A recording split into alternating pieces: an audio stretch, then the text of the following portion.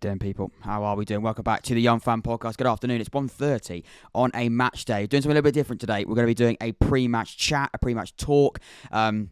I want to hear from you ahead of this huge game in League One. Of course, a 3 o'clock kickoff this afternoon. I cannot wait for it. I'm absolutely buzzing for it. Before that, though, we've got a lot to get through today. I thought, what could we do? I'm not going to the game today. What could we do before the game to get ourselves ready for it, but also have a bit of time to discuss things, have a little bit of time to catch up? Because Oxford United fans, we had a lot of things to talk about. We had a lot of things to discuss, and we've been doing quite a lot of things on and off the pitch recently. So I think it's important now we have a little chat. Hopefully you're well. Hopefully you're healthy, and welcome to the stream. Please, if you have got something to say, give your thoughts in the live chat. Don't hesitate. Do not worry. Get your thoughts in that live chat. It's free to do so. We've got so much to discuss today. We're going to be talking about today's game, of course. Talking about the January transfer window, ins and outs. Looking at the season so far as well, which is really, really important. We'll be looking at what we've seen so far by Oxford United. Hopefully, what is there more to come? Different things. So much to discuss. Also, we're having a live reaction to the team news that, of course, will be coming out at 2 o'clock. So we'll get live reaction to the team news, all that sort of thing. Just getting in the mindset, getting in the mood for a massive game in League One. Of course, Lincoln City against Oxford United. So really, really exciting stuff. Remember, get your thoughts, like I said, in the live chat. Subscribe, leave a like, all of that good stuff. But most importantly, get your thoughts in that live chat. First of all, then, we're going to get straight into it. We'll start off talking about today's game, and I want to get your score predictions in the chat as well. But I think today's game is going to be really, really quite difficult, and almost, I'd almost say, I think it's a little bit misleading with where Lincoln are in the league. Matthew says, feeling confident for the game today. Come on, you yellows. Exactly, Matthew. I think that's sort of, I understand that sense of confidence. I also think, though, their position in the league is a little bit, maybe misleading and maybe not exactly to the level that we know Lincoln can play. They haven't been very, very good this season. It hasn't been the best of years, but there's no doubt that they're a very, very good footballing side. They're a fantastic side that under Michael Appleton play very, very good football. They've got a very, very good brand of football. We know Michael Appleton. We know how he wants to play. He knows how he can really get a football inside to play. We saw them last season do a fantastic job, and even though they are in 21st in League One, you still think there's a really good side in that Lincoln side. There were some really, really good players as well. So I do think it's a little bit, I don't think it's going to be as simple as they're 21st in the league. They're just in the relegation zone. We're going to steamroll them or anything like that. It's not going to be that, because they're going to be well organised. They're going to be up for it. It's the new year. They've brought in a really, really good new player as well that I want to talk about, Morgan Whittaker, on loan from Swansea City. He's a fantastic player, and he's coming in, I believe, straight into the squad today. So he's going to be a really good player to watch out for. I think he's going to cause problems. And when we look at those sort of players and we look at the squad they've got, they've had a lot of injuries. They maybe haven't been as good this season that they were last season, and that's pretty fair to say looking at where they are in the league. But I can tell you one thing, they've still got a very, very good set of players there. They've got a really they've got a phenomenal manager, and they've also got a really, really good... I think now that they've got a really, really good mindset in going into the new year, because they're going to be up for it. I really do think they're up for it. Owen Moss is a potential banana skin because they're a bit of false position, as Karl Robinson said, and also the fact is it's Appleton. Just need to go out there and do a job. Exactly. I think it is a false position. I don't think we're talking about a side that maybe should be in the top 6 or maybe should be anywhere near that, really. But I also would say they're definitely not a team that should be sat in 21st. I think 21st is very, very harsh for Lincoln, and Oxford United have really, really got to be at their best to get something. We've got to be better than they were against Cheltenham. If we play like we did against Cheltenham, which wasn't awful, but it certainly wasn't great, I think we could lose today. I really think we do. Away from home, aside now, they're going to be looking at a fresh start as well. That's important. It's going to be a fresh start. Matthew Bowser says, yeah, definitely, really could be a banana skin for sure. Omos agrees with him. I honestly do think this game really could be one of those where we maybe, as fans, we could be a little bit complacent. It's not as simple as let's look at the league table and see where we are. It's not going to be one of those. It's not a let's look at the league table sort of game. This is a sort of game when we look at how well Lincoln City can play on their day, and Oxford United have really got to match that. I think they will, though. It's been a week since our last game. So I really, really hope we can match that, and I hope that we do have that ability to go on and to beat them. I think if we're at our best, we will beat them. But like I said, they're not a fantastic side, hence where they are in the league. But we've got to be really, really close to our best, if not at our best today. And I think we should be. We've had a week now, and I think that Cheltenham game was a bit of a wake-up call for some players. The team news that we'll find out in about 20 minutes' time is going to be really, really interesting. Well, of course, we'll dive deep into the team news, but I'm interested to see how Karl Robinson sets up today. I hope he just goes full strength. I think he will, but I hope he goes full strength to the sense that I class as full strength, and I'm sure probably some of you do as well.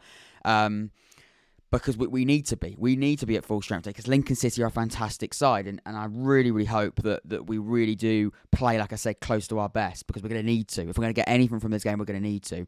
I want to switch over to this screen here. I want to look at this one here. Let's go to this screen. Let's go over to here. And let's make sure that we're all good, and go down to here as well. And I want to type in this game. Also, I'll have a quick look at the score as well, because I believe Wycombe and Sunderland are still playing. I believe are they still drawing? It's 2-2 last time I checked. It is currently still 2-2. 54th minute. You can see here. Let's have a look at this. I wanted to have a little look at this game. And you can see where they're in the league table, 21st, just in that league position. And they're not in great form. They haven't won a game in the last 5. They're in, but I still feel that this is a slight false position from Lincoln City. I just do think there is. I think we're going to have to be at our best. And this game, like we've already seen in the chat by Owen, and we've seen by Matthew as well, they are in a bit of a false position. I think we really, really are going to have to be on it today and not let any sort of complacency kick in. You see complacency kick in, I think Oxford United could struggle. I don't think we will. I think Karl Robinson's the sort of manager that will go, and I think he's switched on enough to go. We really, really need to be careful. But I think these are the games that I just really, really don't like, because these are the games where teams can sort of, and players can sort of go, they're 21st and we're 5th. Look at the gap there. You can see the gap between the teams, and between the two of us. We've nearly got double their points. That's not something that we should be looking at and going, this is going to be an easy ride, because it's not. Because Michael Appleton will try his absolute hardest to not make any game in this league an easy ride. Like I said, they just brought in Morgan Whittaker as well, which is a player that on my episode of the podcast I did. Let me just duplicate this tab because I want to just keep that open. But I want to find out Morgan Whittaker and just show you exactly what sort of player we've got to go up against today. He signed, of course, I believe, in the week. He was a loan player that they really wanted to get in the summer. They've got him now. I did a one player that every team should bring in this transfer window, and Morgan Whittaker was the player I highlighted. For Lincoln City, it was someone they were heavily linked with, so it made sense. But you can see here, he's played 6 games in the Championship for already this season. But you look at last season, he played a few more games, 21 games. A lot of them were sub-appearances, but still 21 games in the Championship. So this player's not someone to mess around with. A goal in there as well, like I said, off the bench. Last season, this was for Derby. Obviously, his appearances this season have been for Swansea, because he made that switch, I believe, in the summer. Again, like, you look at that, it's not fantastic, but he's playing the Championship. He's not getting many minutes. It's difficult to judge him off. Let's judge him off what he's going to do now in League One with a side that needs someone like this. He's a direct type of player, somebody that can cause real problems. He's a real. He can be a real menace going forward in that attacking sense. I expect him to start today. We'll find out when team news comes out, but I think he could start. I really do think he could start, and if he does start, Oxford got problems. And of course, we'll be doing our match reaction as per usual after the game, and I think this is going to be a really, really interesting match reaction, because we can see the thoughts I said now, and then we can say what we said after the game as well. Watch out for Morgan Whittaker. I don't know if he will start. If I'm Michael Appleton, I'm starting him. If he's fully fit, of course, I will start him. And I expect him to, because, again, they signed him. Again, he's played games this season as well, so I don't think he's injured. You can see here this season already against Plymouth Argyle, a team that have been very, very good in League One this season. He got 3 goals, got a hat-trick in the EFL Cup. He absolutely run the show. He came on, scored pretty much 3 goals in 10 minutes. That's the sort of player that we've got to watch out for Morgan Whittaker today. So watch out for a player like that. I really, really look forward to seeing him, because I think it really, really could be quite interesting. Matthew Bell says, is Nathan Holland available? Now, that's a really good question. He wasn't on the bench for the last game. I hope he is available, and we'll find out in about 10 minutes' time if Nathan Holland's available. From what I've heard, I believe he is available. I believe Nathan Holland is available. Of course, he was training with the squad last game we played, so the Cheltenham game, but he wasn't able to make an appearance on the bench. He couldn't get himself into that matchday squad. I hope Nathan Holland is available. Matthew, you make a fantastic point, my friend, and I think he might be. Do I think he's going to go straight into the side? It's difficult to say, because we haven't had a game in a week. So if he's been training for a week, I don't see why he doesn't get straight into the side. But again, we've got players that can play in those positions now. We're looking pretty good when it comes to injuries. I don't know if James Henry's fit. Of course, he had that warm-up injury against... I don't know. I completely forgot. It was a home game. He had a warm injury in a home game. What was the game before? Because we've obviously had so many games postponed. Was it Wigan? I think it might have been Wigan. He had that injury in the warm-up. I don't know if he's fit now. I don't know if he's available to play today. But if he is, I don't know whether you put him straight into the side, James Henry. But if Nathan Holland's available for me, I think you're spot on, Matthew. I think you probably should play him. I want to hear from you as well. Would you start Nathan Holland today? Get your thoughts in the live chat. Lincoln fans, probably that could be a struggle. I don't know if we've got any Lincoln fans. Let me know if we do. But Oxford United fans, let me know. Do you put Nathan Holland straight back into this starting 11? For me, I probably would. I probably would put Nathan Holland in that starting 11. Let's have a look at his stats this season. For me, I'm putting Nathan Holland in my starting 11. I think he's been really, really good this season. He's got 3 goals and 2 assists. But what he does, Nathan Holland, for Oxford United, and what he's done very, very well this season, he's taking players on. He's causing problems. He's a fantastic player to have in terms of taking players on with his fantastic dribbling ability, his attacking ability, his technical ability, also his creativity is fantastic. He's not scared to cut and shine and shoot, but he's also not scared to put a ball in the penalty area, try and get it towards Matty Taylor, and we know what he can do on the end of balls. He's done that quite recently, Matty Taylor. If I'm Nathan Holland, I'm really pushing to get into starting 11. It's not his decision, it's Karl Robinson's decision. It's also his fitness' decision, technically. If he's fit, for me, Nathan Holland's another one of those players you get in. We've also heard as well, sort of linking this and slowly sort of linking this into transfer news. We believe that Gavin White's loan will continue. It will stay until the end of the season. Of course, Cardiff City have an opportunity to bring him back to the club in January. We believe they decided not to. If I'm going to be totally honest, I can see why Cardiff aren't bringing him back because he hasn't been brilliant. He hasn't got a goal. He hasn't got a league goal this season. So they're probably looking at it and going, I don't think there's any point in bringing him back. But for Oxford United, if you watch him, especially his last few games, Gavin White's been fantastic. So I don't think they will recall him. I can't see it happening. We believe, and the reports we're hearing is Cardiff City will not be recalling Gavin White. If that is the case, then that's a win for Oxford. I think it is. He's a quick, lively player that is actually improving, I think, game by game, Gavin White. I expect him to start as well. But as I'm saying this, that's a lot of attackers I'm saying we should start. We've only probably going to play with, we're definitely already playing with 2 wingers and then someone in that midfield role as well. I will be doing my lineup in about 2 minutes time because of course we've got team news in 10. But I want to hear from you. You can either put your full lineup you'd like to see as well. The most important question I've got for you, who is your front 3 and that midfielder? Because we believe it's going to be Herbie Kane and Cameron Brannagan. And then it's who we play in that role. Last week it was Marcus Browne. I don't see it being Marcus Browne again this week. He had a pretty poor game against Cheltenham. I can see that being someone like Mark Sykes or someone like that. But who's your 4? So your front 3 and that sort of midfielder, that more attacking midfielder, playing with Cameron Brannagan and Herbie Kane in midfield. For me, those 2 are nailed-on options in midfield. It's about that another midfielder and that front 3. Let me know. I want to hear from you in the live chat. You've got about 9 minutes to get your thoughts in because, of course, we've got team news in live. We'll be reacting to that live as well. We've got some chats in here as well, and I cannot wait. Keep giving your thoughts in. You guys have been phenomenal when it comes to the interaction. Keep giving your thoughts, and of course, we're only an hour and 10 minutes away from kickoff. 10 minutes away from this big game in League One, this massive game in Sky Bet League One as Lincoln City face Oxford United. I just realised in the title I've got Oxford United versus Lincoln City. I'm going to swap that round before my OCD kicks in. Why have we got Oxford United? It makes it look like it's a home game. It's not a home game. Oxford United are the away side. Okay, we could have waited till the end of the stream, but that's doing my head in. I've just noticed it. There we go. Should we swap around? Lincoln City, of course, are the home team. Owen Moss says, yes, it was Wigan. He's back in training. Not available today, I don't think. Owen, thank you very much. I've just remembered it was Wigan. I think I did mention it a minute ago. I knew it was a home game, but it's been a long time, hasn't it? He also said he's not available today. Okay, interesting. I didn't think he would be. He's a player as well at, 32 years old. I don't think you can rush him back. He's not a player you want to rush back. Still has importance, of course, his Oxford United side. Let's not rush a player, though, of James Henry's quality back. I don't think that would be a clever idea at all. He also says, yes, I would start Holland. He's one of our players. I class as in our best team. I think you're spot on, and you make a very, very good point. I think he is one of the players you class in our best team as well. Matthews, personally, I'd go with the team we beat Wimbledon with, but wouldn't be annoyed if Karl Robinson goes with Holland on the wing. Okay, Matthew, really, really good. Right, I'm going to go through my side then. I don't think it's going to be anything outrageous for me. I'd go with... to be honest, I'd go with Simon Eastwood in goal. I would go with Simon Eastwood in goal.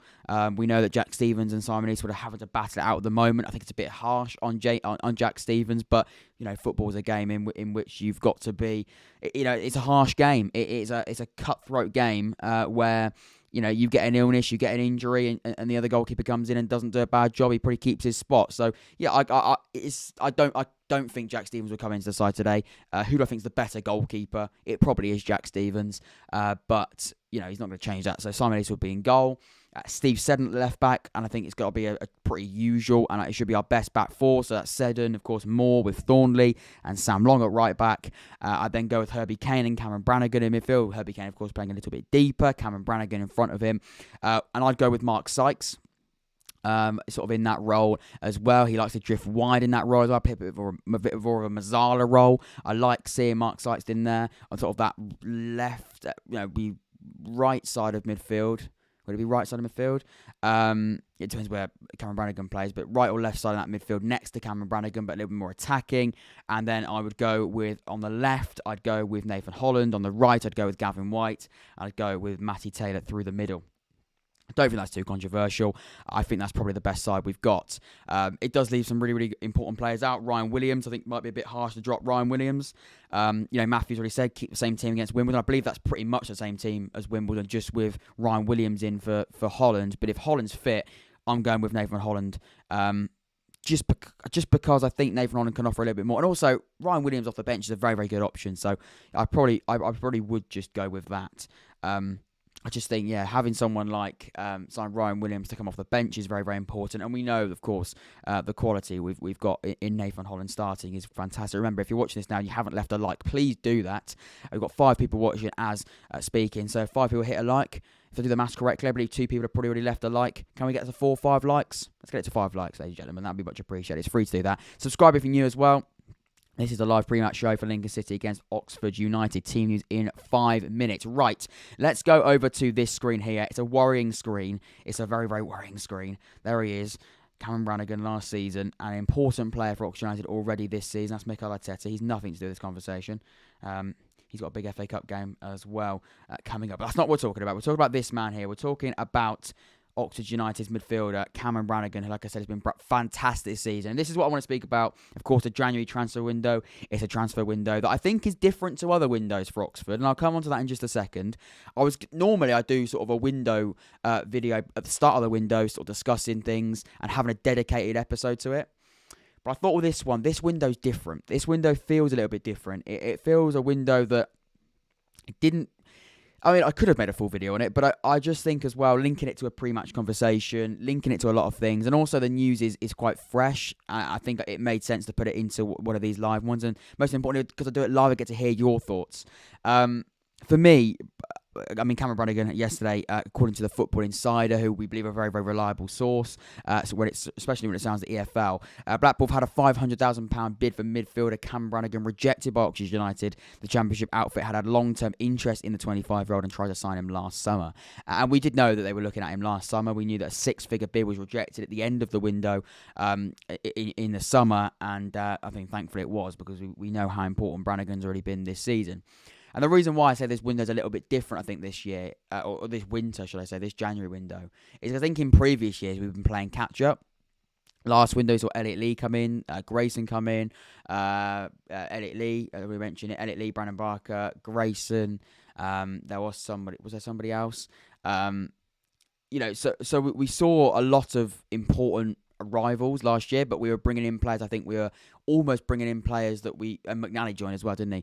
We're bringing in players that I think we knew we had to bring in, because I think we were like 8 points off the playoffs from that position, and we had an awful start to the season, and we were sort of not relying on that window, but we knew we had to bring in some players in that window to sort of close the gap between where we were and trying to get into the top 6. Of course, we did that in the end, and Elliot Lee and Brandon Barker were a huge part of us doing that.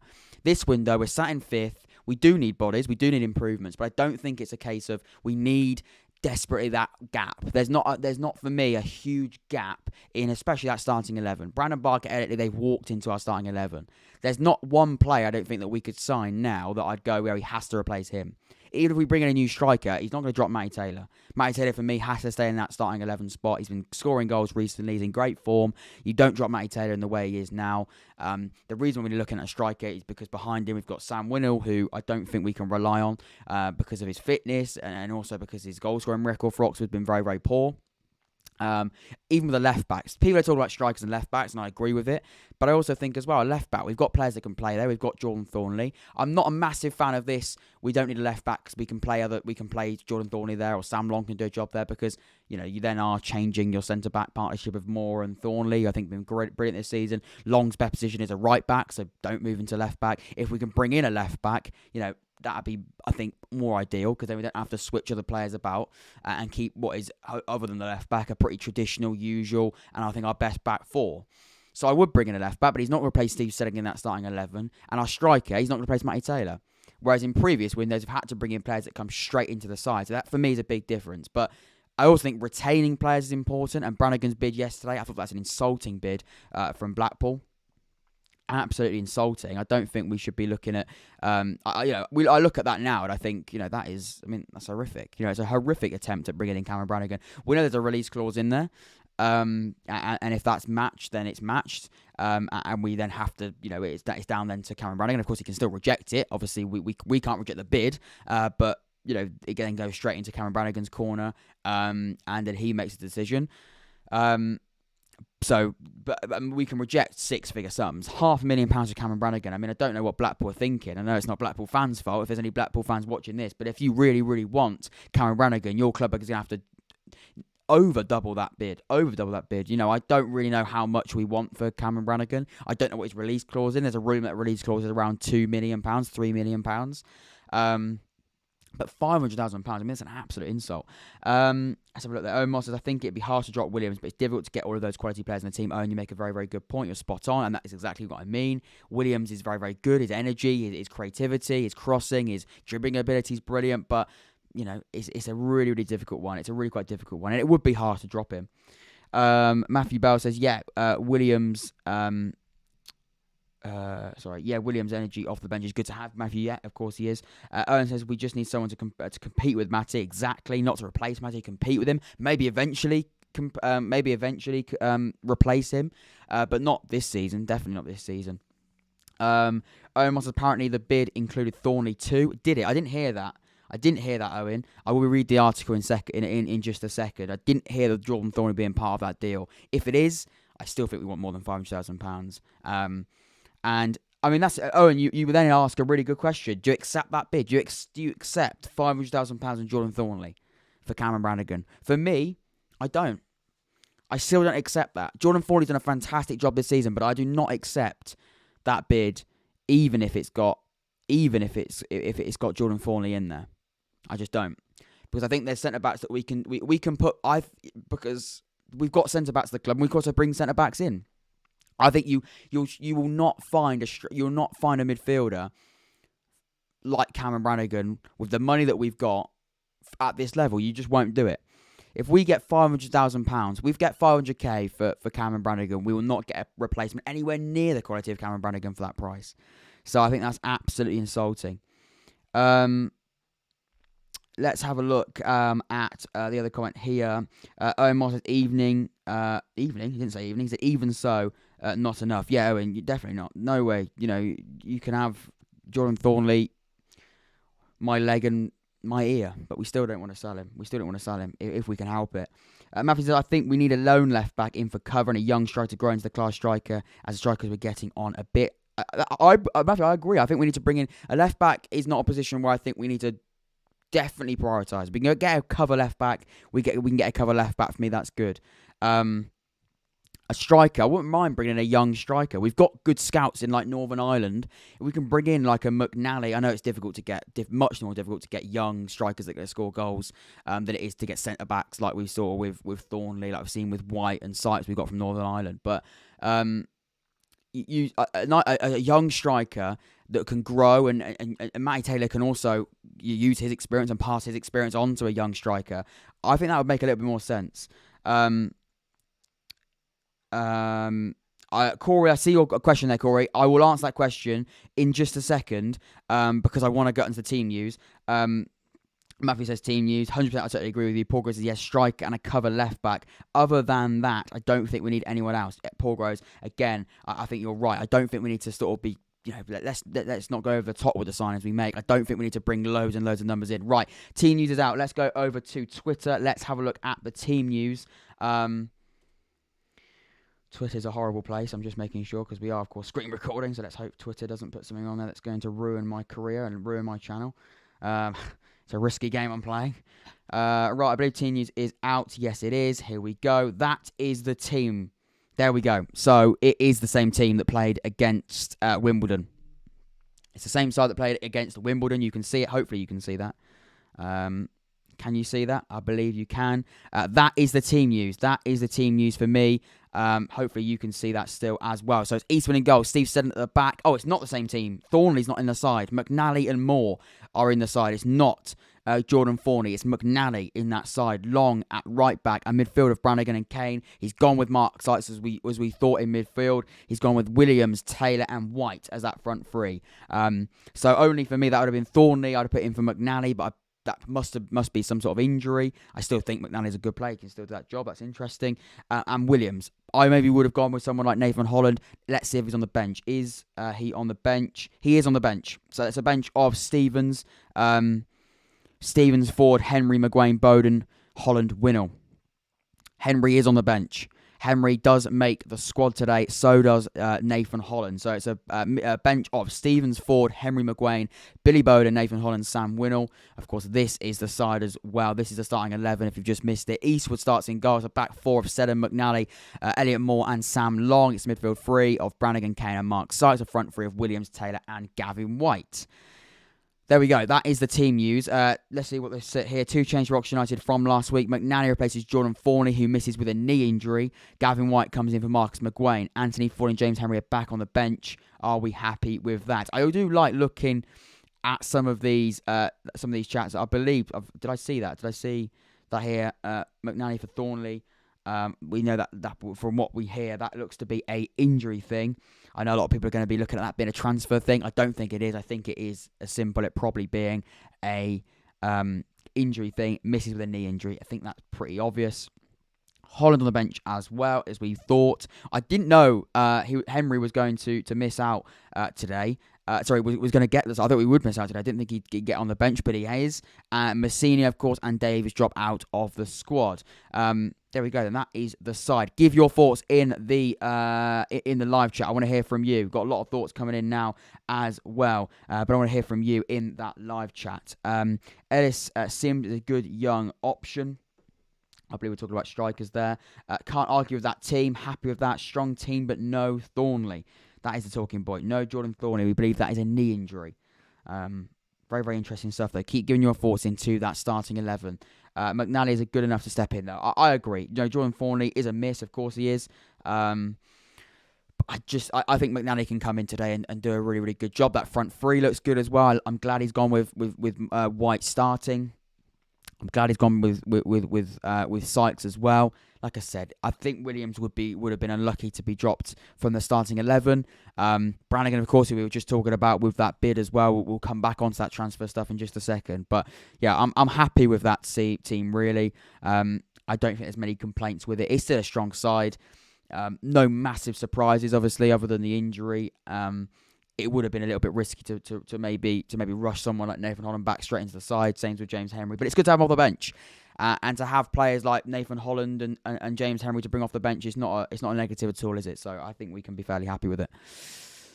Very, very happy with that generally. Right, let's get back over to here then. Keep giving your thoughts to the live chat. I will be looking at and reading your thoughts as well. A recruitment source. This is back to the Cameron Brannagan article, by the way. Yesterday, Oxford United, if you've just joined us, Oxford United rejected a bid of £500,000 for Cameron Brannagan by Blackpool. Currently sit 14th in the Championship. So it would be a step up. It would be a league up move for Cameron Brannagan.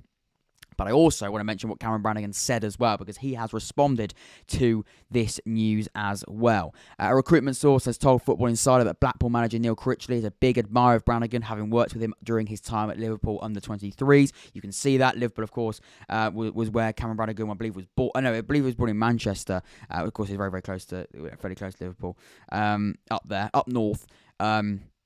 Here we go. The Manchester-born ace came through the ranks at Anfield, made 3 league appearances for the Merseyside club during the 2016-17 campaign. The midfielder, of course, then made a permanent switch to Liverpool. We know that. We have 18 months remaining on his contract. That, for me, is something to point out. In terms of trying to get the most out of this article, that, for me, is something that really, really needs to stand out. He has 18 months left on his contract. Of course, in the summer, he'll only have a year. So if we're going to cash in on Cameron Brannagan, if we don't got this season, I think Cameron Brannagan will leave in the summer. But my gut feeling says yes, I think he's going to stay. Unless, of course, maybe they do. They might go and match the release clause. But I don't think the release clause is anywhere near £500,000. And do Blackpool, because it's a little bit. I mean, it's an insulting bid, but it also is a little bit promising to think that if their starting bid's £500,000, it suggests they're not willing to pay that much money. They might be just trying to get a really hard bargain. But I think Oxford United, and one of the questions I said that we want to talk about today is, how Oxford United maybe have been changed when we talk about runnings on and off the pitch. We're rejecting bids, which is a good start. We're not just accepting bids willy-nilly like we've done in previous years. That shows that we're seeing some sort of development in this Oxford United recruitment and also business side of things, which is good. We don't want to just be accepting players for our probably most expensive and most important asset at the football club. He's definitely the most valuable player we've got at the club, so of course, that we own. So I think it's important that we are rejecting these sort of bids, because the fans, I think there would be riots if we accepted £500,000 bids for Cameron Brannagan. It would be silly, really, really silly. Got lots more thoughts as well. If you just joined us, please leave a like. It's free to do that. Also subscribe as well. If you're enjoying this pre-match chat as well, we're going to be talking, of course, we've been speaking about Lincoln in this game as well. It's going to be a difficult game. I want to hear your score predictions as well for this game. We've been talking about the transfer news. Of course, Cameron Brannagan, who does start in midfield today, we've just reacted to the team news. Of course, we've been speaking about him, but he starts on the side today, which is really, really good. And that's a good sign. Owen says, is the Lincoln team news out as well? I believe it will be. We'll head over to that Lincoln team news in just a second. Marcus says, no centre-back cover on the bench, which is always seen as risky. That's a good point, actually. I didn't notice that. Yeah, there is no centre-back cover on the bench. I believe if there's an issue when it comes to centre-back, we'll probably see Long come in at centre-back and then Ford at right-back. That, for me, is probably the obvious. It's not obvious, but it's probably the most likely. Yeah, but you do make a good point, Matthew. There is no centre-back on the bench. Let's see what people are saying as well. Adji still got COVID, or Winnell just preferred. Not too fussed, but just wondering the reason. We won't actually didn't actually see that. We won't be reading that one out loud. But we could very clearly read what he says. Thornley record because we sell them Cam. I don't think that's the reason. We believe it is just a knee injury.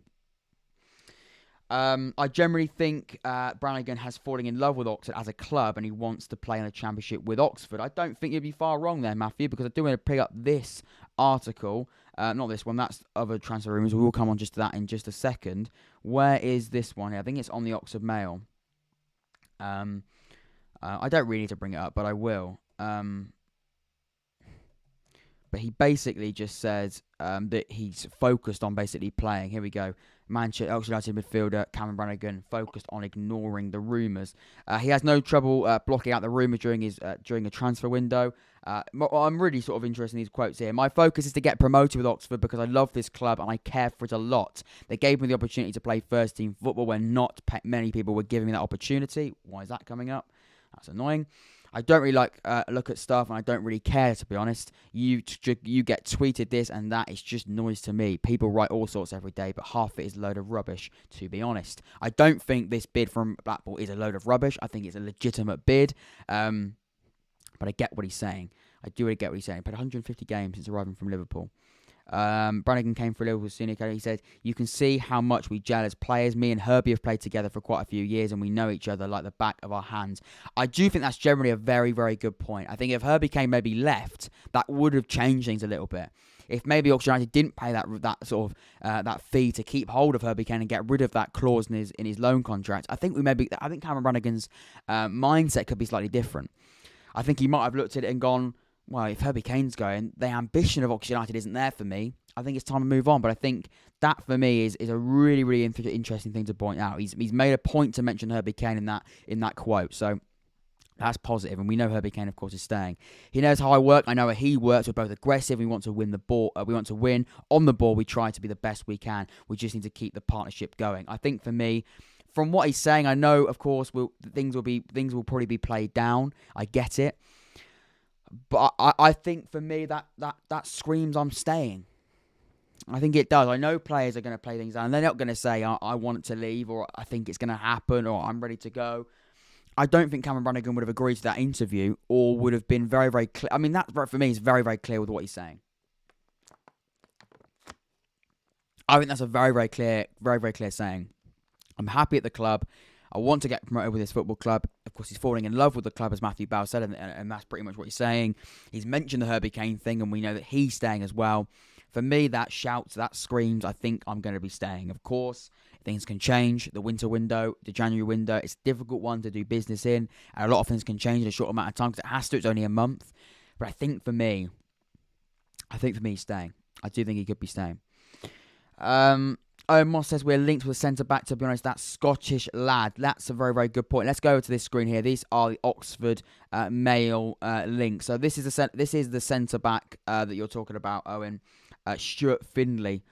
Finlay or Finlay? I believe it'd probably be Finlay. Or Finlay, actually. It's got an A in it. This rumour caught the eyes. It looks to be the first time Oxford United have been linked with the Scottish centre-back.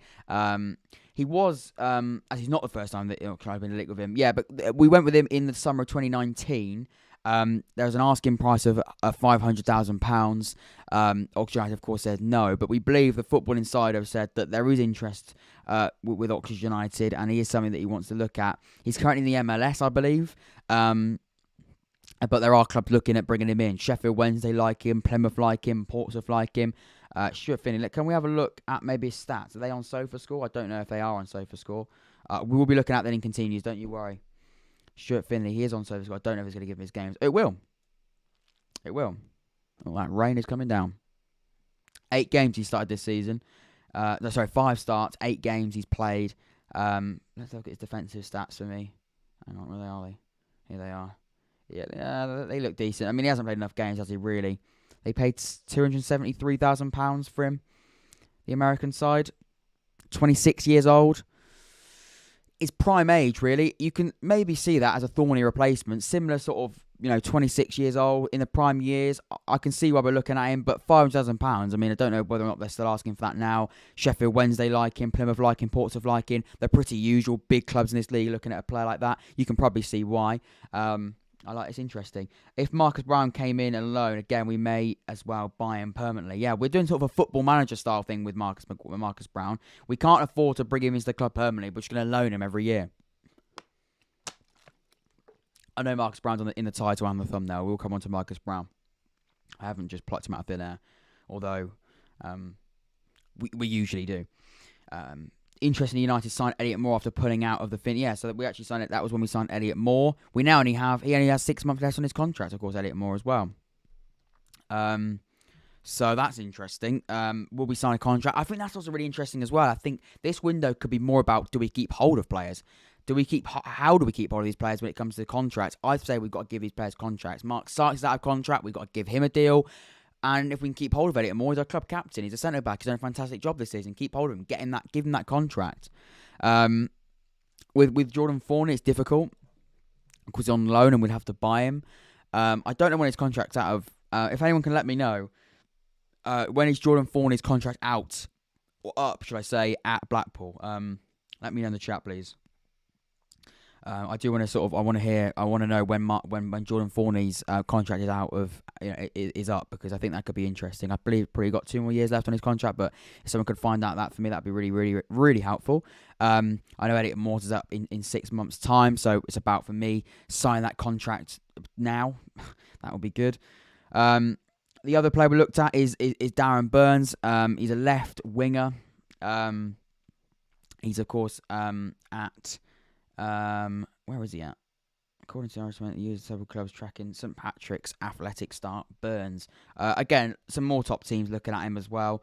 You can see why. I don't know whether or not that's something we'd be looking at. Is again, it's someone I think he's on the radar of a lot of clubs. Hibernia looking at him. We know we've got pretty good record when it comes to scouting players in Northern Ireland and in Scotland and those sort of areas. So it's one of those where I think it could happen because, like I said here, you look at these players in Irish. You look at McNally, you look at Joel Cooper, you look at Sykesy, you look at White. These are players we brought in from Northern Ireland. So you can see we've got connections, we've got good scouts, we've got good communication with those sort of players. So you can see why, and I think, to be honest, it could be a load of rubbish. It could be, it's a player that's getting a lot of attention in Northern Ireland. He's a winger. Oxford have got really, really good and very clear connections with Northern Ireland. So it's one of those where you can just sort of link him to Oxford and people will believe it because we've got, like I said, a really good connection with them. He started at Dublin's club at under-18s before graduating to the first team, making his debut 2 years ago. We're in 2022 now. He's played for Northern Ireland and Republic of Ireland at age group level, but is currently switching alone to the latter. So he's moving to the Republic of Ireland. Very, very interesting. So that's the winger we're looking at. Whether or not we are actually looking at him, I don't know, but it's certainly someone that's being linked. The next one here is James Norwood. At the start of December, Football League World suggested the U's were at several clubs looking at the Ipswich Town striker. For me, I can't see that one anymore. I can't see that signing happening anymore. I think a few weeks ago, definitely, but McKenna's come in. He started games. I think that won't. I think that's a bit of a no-go now. I think that ship might have sailed. I think James Norwood's a very, very good striker. He certainly would be the sort of caliber player to come in, but I don't think he's someone that it's going to want to sell now. Quite frankly, I don't think they will, or let him go on loan anyway. I think it would take a lot of more persuasion to let someone like James Norwood go out on loan. Because McKenna's come in. He wasn't a favourite at Paul Cook. We were heavily linked with James Norwood when Paul Cook was in charge. He's now not in charge, so I can't see that happening now. It would have been a good option, but Paul Cook's gone. McKenna's come in, and McKenna likes him. He's already scored a goal for McKenna, I believe, under his reign. So yeah, I don't think we'll be looking at him. We'll probably be looking at him, but I don't think that's someone we're looking at. On a serious level now. Plymouth, Portsmouth, Lincoln and Oxford are among the clubs. Just can't see it now. I just can't see it. He's playing games, he's scoring goals. So, yeah, I just don't know. He hasn't played a lot of games, but since Cook's departure, he is 31 years old, which is interesting, so it probably would be a low move and quite a short-term move. He scored 3 goals in 4 matches and started both games under new boss Kieran McKenna. I just can't see that happening. And finally, I believe it is finally. Is it finally? Is it finally? Oh no, we've got a few outs, haven't we? Here he is then, Marcus Browne. Marcus Browne. Before we go on to that, we've got any more thoughts from people in the live chat? Anyone find out when Jordan Thornley's contract is up? Because I think that could be really interesting. Someone could find that. That'd be fantastic. If not, though, would you take Marcus Browne back? Yes or no? That would be also a really good question. Just simple, yes or no. Would you bring Marcus Browne back? I think for me, Marcus Browne's a bit of the go-to when it comes to sort of transfer windows of Oxford. I think if he's not at the club already, and Oxford United are looking to go into that loan market, I think Oxford are going to be linked with someone like Marcus Browne. But I don't think we should just do it for the sake of it. I think if we should only do deals if we need to, because we haven't got an unlimited amount of loans. There is a loan registration that we have to look at. So that's also quite interesting. Middlesbrough have given Marcus Browne the green light to leave on loan in January. There's a number of Championship and League One clubs on alert. The 23-year-old is yet to feature for Middlesbrough this season. But like I said, let's not make a deal and do a deal for no reason. If there isn't a deal there or it doesn't make sense, let's not do it. Do I think Marcus Browne will come to the club? No, I don't. Would I take Marcus Browne to the football club? Yes, I would. And the reason for that is he's a game changer. He's a powerful, attacking midfielder who knows this level. He's done a fantastic job. He knows the club. He knows the manager. He knows the fans. He's a bit of a favourite. I would have him back, but only if we get that striker and left back sorted. He's that sort of third choice for me. Third choice when it comes to sort of bringing in players at centre, coming in and bringing transfers in. But it's interesting, right? People have got their thoughts in already. Here we go. People are flying thoughts in. Whittaker starts. Do we need another winger? Nor can I say he's scoring now. James Norwood is getting on as well, so wouldn't see the point in bringing him anyway. I think, and I think like we mentioned earlier about bringing a striker, would it be someone like a young player we could come in and use to maybe develop and sort of use Matty Taylor's experience to develop him as a striker, or do you bring in someone that's 31 years old is going to score goals for you now, but in the short term? Interesting. Both with, of course, different avenues and different qualities. Owen says, yes, he adds that bit of magic. We don't need another winger. However, I would love to have Browne back. Paul Gross says, so yes, I would bring him back. I'd rather have Browne over that Burns guy, yet striker and centre-back are priority. Yeah, I think the general consensus is, yes, we would have Browne back. I think I would, but we have to, like you said, priority for me is get that striker sorted, get that left-back sorted. If you can bring Marcus Browne in, he's an attacking player that will come in and he's a great player, but it's not Football Manager. It's not FIFA. You can't just go, we'll have you because we know you're good, just come anyway. It has to make sense, and every signing we make has to make sense. You have to look at the squad right now and what does it need. Does it need Marcus Browne? No. I'm not looking at this starting 11 today and go, oh, Marcus Browne would lift this team to a whole new level. It would improve the side, but where would he come in? Sykes has been in great form this season. Remember, when Marcus Browne came into the club previously, Sykes hasn't been in the form he's ever been in. Mark Sykes has been absolutely phenomenal this season, so that has to be looked at differently as well. I've been so impressed with him. We look at Gavin White. You can see he's getting better and better by the game. You can see Nathan Holland, James Henry don't even get into the side today. Williams is getting better and looks to be a really good signing. So for me, I don't think it's about we need someone like Marcus Browne, but it's certainly someone where you go, will we have him back into the side? Yes, we probably would, but he's not priority. For me, let's get these areas sorted. Let's get that striker sorted. Let's get that left back sorted. If Marcus Browne is still available, if we can get a loan signing in, let's go and do that loan signing if we can. But don't do that now. Do that at the end of the window. Do that on deadline day if that's still available. Because I think, because Marcus Browne's a quality player. We know he is, but let's make sure we do the deals that we need to make first. And he's not a need. He's not a need. And also, this window is really difficult to get business done. We are also looking at a position at striker, which is one of the hardest positions to recruit in. If you just joined as well, give your thoughts. We're talking about the transfers. We've spoken about Lincoln. I want to go over and talk about Lincoln's 11 as well now as well. How many as well will I get in one sentence? Matthew Bell says Whittaker starts. I thought he would, Matthew. Still don't know why we released Osai. Worst decision our club has made. He was a class young striker. I'm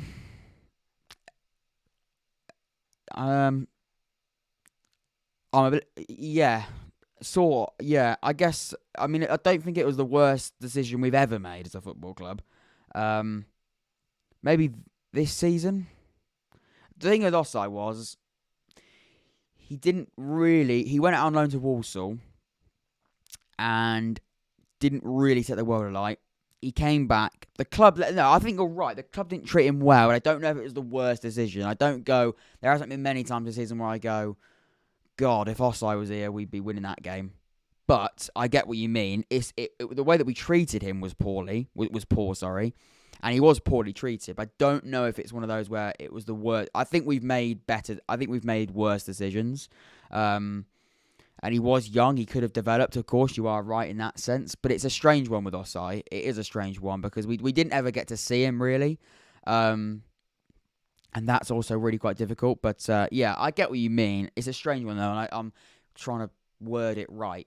Because you do make a good point. But I think that there has been other things that I think we've been looked at the club and gone, yeah, that was horrific. But I get your point, Matthew. I don't think you're wrong. I don't think you're wrong at all. Let's move on then. Let's go to someone else. Marcus Browne, keep giving your thoughts in. Right, where are we going now? We're looking at the Lincoln 11. Table tennis. Look at the table. Ukraine win cup for table tennis. Tune in. That's the next stream. Right. Remember as well, we will be doing our match reaction, so if you want to make sure we get that match reaction, that'll be at full time. Give your thoughts in. So give your thoughts for that match reaction, of course. When we come back, you can see the form for Lincoln City straight away. It's not great, is it? It's not great. They lost 3-2 to MK Dons. I believe they were 2-0 up in that game, or 1-0 up in that game. I know they were leading. Right, here we go then. Here we go. So, yeah, you can see that new signing, Morgan Wood, is starting on that right-hand side.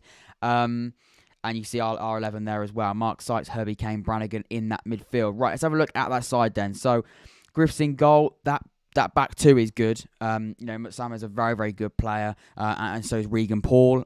Really good centre backs there. Ayoma as well, I believe, is a really, really good right back. I believe he had time. Was it a time at?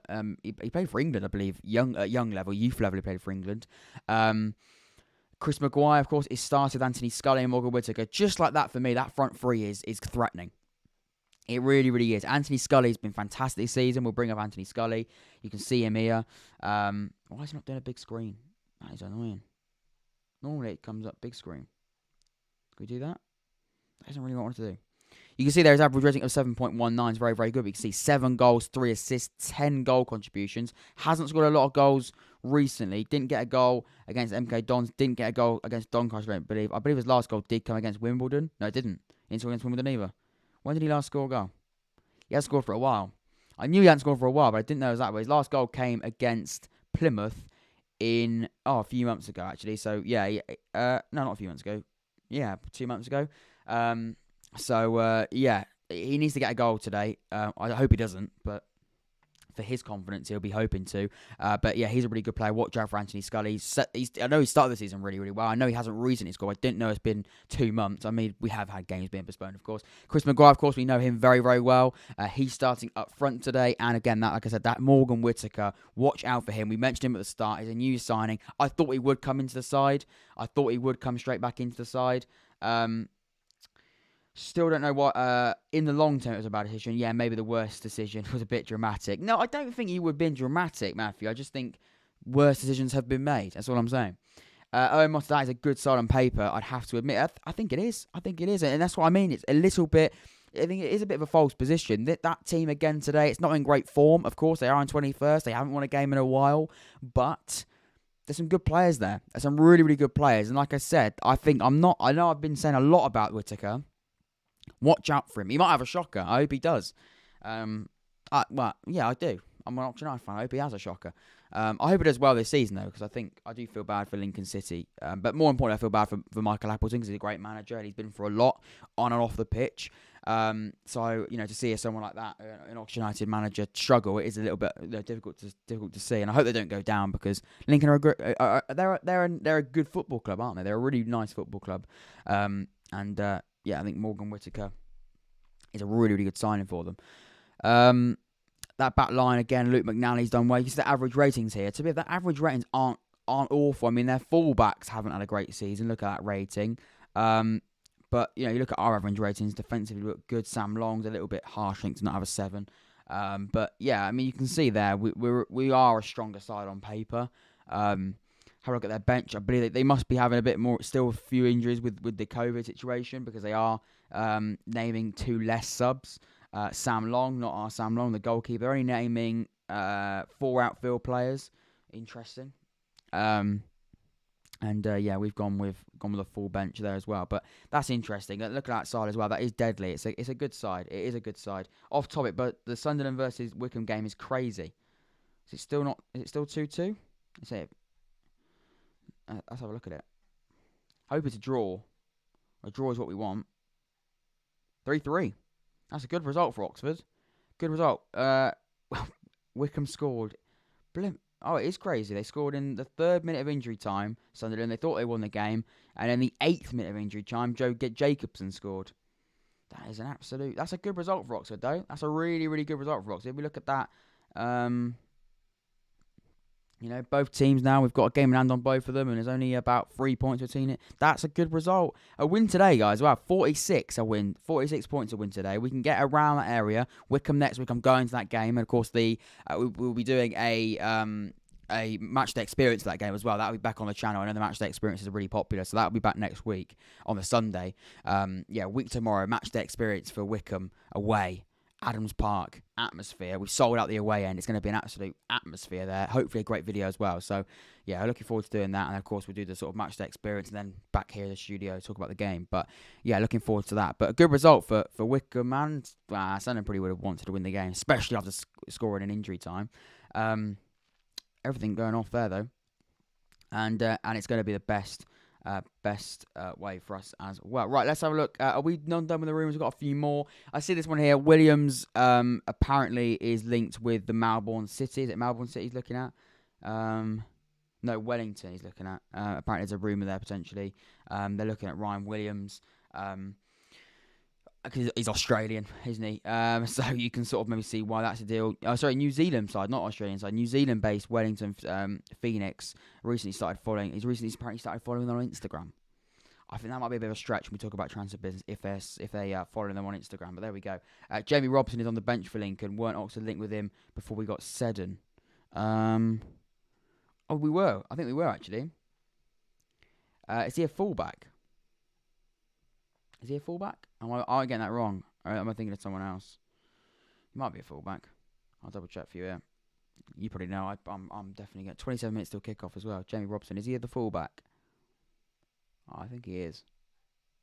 Yeah, the left back. Yeah, we were looking at him. Yeah. Yeah, he's Yeah, where was he? Dundee. Yeah, we were looking at him. Yeah, you're right, Matthew Baker. Yeah, that's a good watch for you. Yeah. We're linked with him. Yeah. Interesting stuff. Right, let's get your last thoughts in as well. I've got some more points. Can you get your questions in? We'll do a little bit of a live Q&A as well. Get a live Q&A and live League One Q&A. I'll go through some of the things I've left my notes on as well. We've previewed the game as well. Got the live reaction to that team news. Everything surrounding January transfer window. I think we've covered that as well. How important is it we keep hold of Brannagan? Very important. Very, very important. We need to keep hold of Cameron Brannagan. I really do think it's significant we keep hold of a player like that. Do I think we will? I do. I do think we'll keep hold of Cameron Brannagan. How many additions does this squad need to be seriously challenging for the automatic promotion spots? A striker, a left back, both of which need to be good enough to be competing with the first team places and also add quality and depth. And then maybe one more. What have you made of the season so far? That's interesting. What have you made of this season so far as well? Is there a sense of change when it comes to the way Oxford are run on and off the pitch? I think there is. I think there is a way of. I think there has been a change. I think the Herbie Kane thing for me is a big sign of a change. A few years ago, there's no way we're playing clauses and paying fees to get players out of loan contracts. There's just no way that's happening. So I'm glad that looks like things are changing there as well. I think rejecting bids, even though they are horrific bids for Cameron Brannagan, that for me is a change as well. I think in previous years we probably would have been looking at it and going, yeah, that's not a bid right now, but I think we maybe could do that. And maybe accepting that we will sell him. So I'm hoping that's something that we look at and we go, let's not do that. But I don't know. I think it's interesting. I think for me, yeah, there is a sense of change. Let's not go over the top, but there might be something in that takeover as well. We don't know. That takeover, we believe, is also maybe on the cards. But again, we don't know. We don't know about that. Of course, the takeover hasn't happened yet. It's a bit all over the shop. We just don't know. I hope the takeover does happen though. I feel like Oxford are being run like a serious, well-oiled club now. The future is bright. Yeah. I think you are right. We are looking a bit more serious. Again, we've made poor decisions. For a long time, we've been run by people that maybe don't have the best interest for the football club. I think at the moment we've got an ownership that maybe probably do at the moment. I think what they're showing at the moment, they do look like they have interest for the football club, which is good. But it's more than anything, it's a sign of positive things, and hopefully that we can look at it and we can actually see a change happen. And whether that is because there's a takeover coming around the corner, I don't know. We think there is. But there must be something going on, because there's no way that we're going to be paying fees and clauses and rejecting bids that we need to accept if we're not getting if we don't see money coming in around the corner. So yeah, I think it's one of those. But there is a change. But again, let's not go over the top. We haven't they haven't built us a new stadium yet. So until that happens, let's not get crazy. Owen says, go shake off a championship club for their players. A big statement. It is, exactly. And we could easily have just gone, right, yeah, you can have Cameron Brannagan. And we could have looked like we're desperate. We're not. I don't think we're anymore. We're desperate for the money. I think that bid for Blackpool maybe suggests they think we're desperate and that we will sell anyone at any cost. And we don't want to do that. We don't want to do that because we want to be a side that we've shown in previous seasons. We want to be competing in that top six and getting into that top six, and we've done that. We did that in the previous 2 seasons. This season we want to do that, and I think we're in a better position we have done in previous years. We look at the midpoint of the season, we are in a good place. We are in 5th, and we're going into a January transfer window, like I said at the start, very, very different to previous years where we don't have to rely on this window to bring in players desperately. And that, for me, is a big difference. There's a big difference between bringing in players that have to come into starting 11 because you need to be, making up ground. Oxford don't need to do that anymore. Or definitely don't need to do it this season.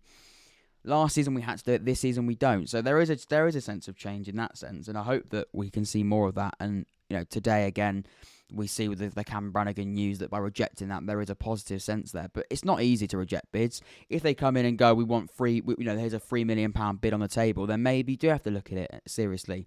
Every player has a price. It's important to say as well. We have to remember every player has a price. We'll go back to the side here so you can see it. Every player does have a price. So it's not that, we can't go, here's a £5 million bid, which I don't think they're going to do, by the way. I also think his release clause will be lower than £5 million. So let's say here's a £3 million bid. Do you accept or do reject? I think we probably go and look at that bid and we go, if it doesn't meet the release clause and we have to make a decision whether we accept or reject that, we will have to think about it probably quite seriously, because again, every player does have a price, but not at £500,000, not at £500,000. I mean, that's absolutely outrageous. And I think if we accepted that bid, which I think there would have been absolute chaos, because you cannot let someone like Cameron Brannagan and of Cameron Brannagan's quality leave the club. Do I think you can replace someone like Cameron Brannagan on that sort of money? Absolutely not. Even at £3 million, it's not easy. And I think, by the way, the worst thing that we could do is we could sell Cameron Brannagan for £1.5 million. Or even that wouldn't be awful. It wouldn't be great. I want over £1 million for him. Maybe even over £1.5 million for him. So you probably want to look at that. And by the way, I'm awful at making football valuations, and the market with COVID more than anything is really difficult to judge. We sold Rob Atkinson for £1.6 million, and he was a very, very good centre back. We sold Rob Dickey for probably less, probably around that sort of price as well. So it's really difficult to judge the market. For me, Cameron Brannagan, I want to be looking at around the 2 million region probably, but they're so far off that I don't think they're going to reach it. I don't think they are going to hit 2 million. Because if they were hitting 2 million, or if they had 2 million to spend on Cameron Brannagan, they would have put a bid in their first bid. I'd be concerned if their first bid was around $1 million, maybe just over $1 million. Because over the course of a month, you can negotiate a bid to get closer to that £2 million valuation. But we have no idea what valuation Cameron Brannagan has. And we have no idea about that release clause. We believe that release clause is around the 2 million mark. But it could be £1.5 million, and in which case £500,000, they got to find $1 million from somewhere. They could, like I said, go with Jordan Thornley, but I believe with a release clause you can't do it off. If the release clause is 1.5 million, you can't go and put Jordan Thornley in that deal and then $1 million and presume that Jordan Thorney's value is £500,000 and that unlocks the release clause. It doesn't work like that. If you have to match a release clause, you have to match it in cash, cash in hand. I also think as well, with a release clause, you can't pay in installments. So it's not one of those where it can be 1.5 million.